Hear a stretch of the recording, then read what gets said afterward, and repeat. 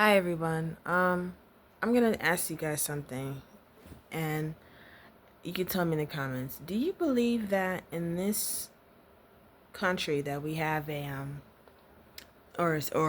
society that society likes to play? They have. Do you believe in this thing called community? Because there's not a lot of understanding of what a true community is. The true community sticks together like family, and I'm not saying every community is perfect, like every family is perfect.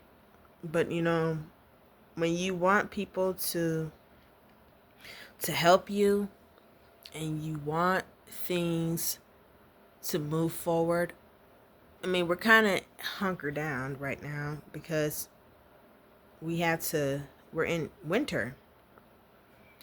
But when you have necessities and things, I mean, hard times show up.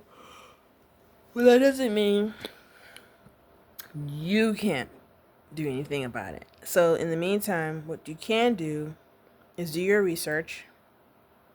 And sometimes they didn't have funds in other places, but that doesn't mean you can't go to the library or you can't ask questions to people and not be answered.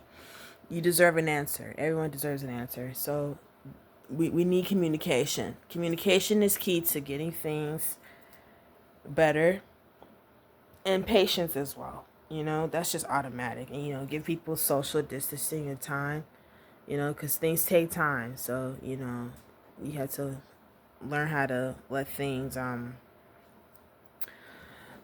just be what it is, and work on things in your relationship with people, even if things are rough and people grew up in tough times and they don't like the way things look, they don't like how they feel around people or nearby neighbors or such. And I mean, things could get better, but we have to look at everything that makes a living and give people space and time and privacy concerns, because it's a lot of things that happen for a reason. And things happen for what they were. There are so many uncomfortable things that have happened, and I think that's the only thing. People want the life they claim they have, and people have to realize, for their better judgment, there's some things that you can't decide because it goes before you.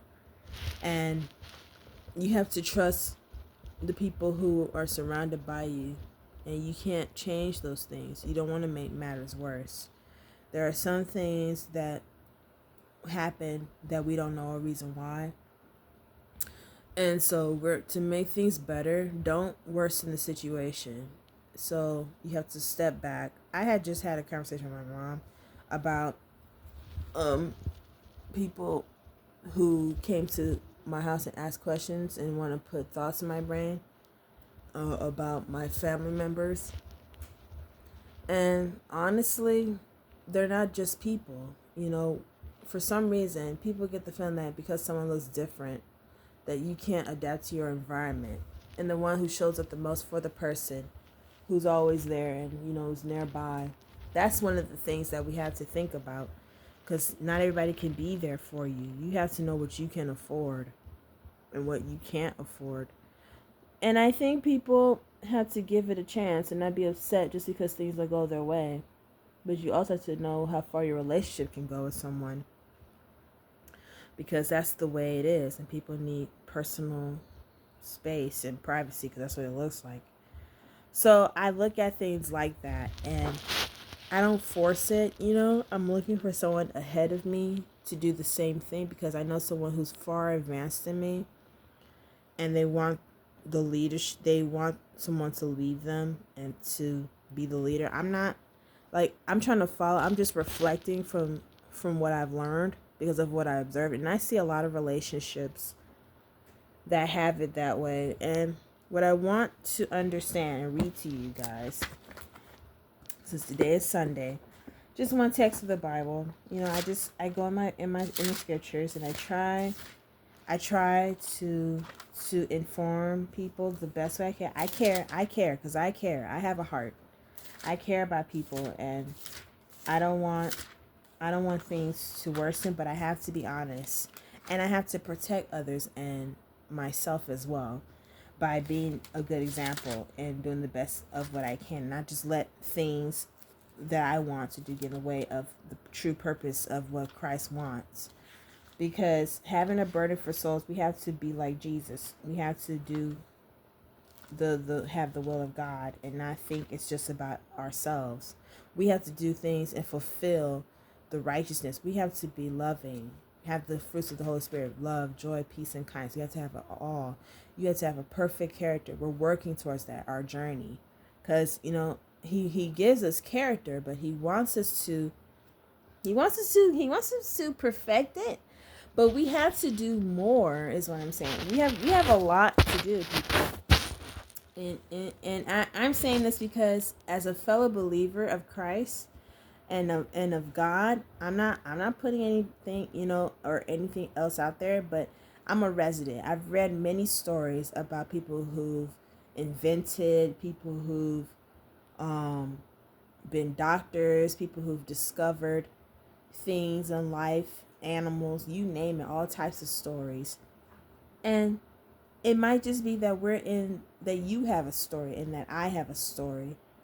And you have to see things at an angle for what they are, of why life is the way it is. So when you do that, I prayed this morning, and I try, just like anybody else, people who relate to that, and people who want to be fellow brethren and sisters, they want to be like-minded people and working people. That's okay, And as you get older, you're here for a reason. So you have to be be the change you wish to see in the world, and also perfect in sharing everything. But perfect in not casting your pearls before swine, meaning don't just let people take advantage of you. I'm not saying that's for anybody. Have boundaries, set guidelines, have priorities, have obligations, have responsibilities. Know your place in people's life. Know what works for you, and know when people have their judgment. Know your judgment. Know what protects you and what protects them, because everyone's trying to live here. Everybody's trying to hustle and make ends meet. Everybody's trying to figure a way how to maneuver to get where they need to be, because everybody has their personal walk, their personal life. And that's just how it is. And you might be outgrowing certain things, a certain life, and people need space. I live in a group home, and I just had a conversation with my mom, and it was not, we fell out over some things, but that didn't mean we didn't know how to come across it. Like earlier, we were talking about abuse and war and just things that didn't make us happy. And she's not happy sometimes about her relationships, and I'm not happy sometimes with my relationships, and we fall out, and then we end up lonely. And I think that's what happens with a lot of times, where we end up lonely. And I'm not gonna say that it's easy, but I think people should persevere to be the change they wish to see in the world, and to learn how to take care of themselves and not worry about it so much, even if they see it, because somebody else will do it. And you have to have faith that everything will be okay. You have to, when it's not okay and it's not looking healthy, it's changing, but do you know how to be alone? Do you know how to, like, all these years, are you going to be okay? Even if people are not happy, you have to be thankful. Like, people talk about certain things, but we only have one time, and we don't have a lot as it is all the time, but we can help people only if we are faithful. And that's what I need people to understand. The time consumption on social media is crazy, and And people don't have to go about it all the time. But as I leave this with you, this is a new year. I just hope that people won't seek to lead on their own understanding. I want to know what people are thinking about. I want to know what is in your thoughts. Let's start the conversation. Or, what are ways that you can adapt to your environment if it were you? And not everybody sees it the way you see it. Some people have been angry all the time, constantly pushing people away, threatening and inappropriate. And I've had that in my interactions with my family members too, and neighbors and people. But then there were some that I found were good. And those were the things that I appreciated. So the joy comes in the morning, in moments, and you want that, but it's just natural. You find something new and you totally forget.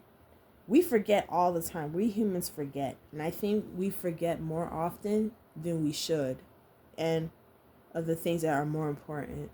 Like, we don't need to, there's an enemy. When there's an enemy, an adversary who wanted to cause division, we don't want that. We don't want to talk about that. We want to talk about the good things. We want to talk about flowers and nice scents of oak and oatmeal and something hot and warm and a warm blanket and nice things, things that people love. And we want to do unto others, we would have to do it unto me. And we want to recount things. We want to feel safe. We want to feel warm and pleasant. We want things that we can be appreciated about. We don't want to feel like we're not safe, like things are threatening. We want Thanksgiving. We want grace. We want God's hand in our relationships, our any kind of interaction. We want nice things, like we're children, we're innocent, and we are. Everyone's a child. If you really think about it, we're not. We have to be gentle with one another. And if we're not gentle enough, we're not going to get anywhere. So let's remember to be gentle with one another and to be at peace and to love and respect and show kindness and joy and to not invite things that are not clean and things that are just not right. We want things to be like, you can want things, but you have to wait your turn. And God has our best interests at heart. I think He would never want us to not be happy. He wants us to be happy.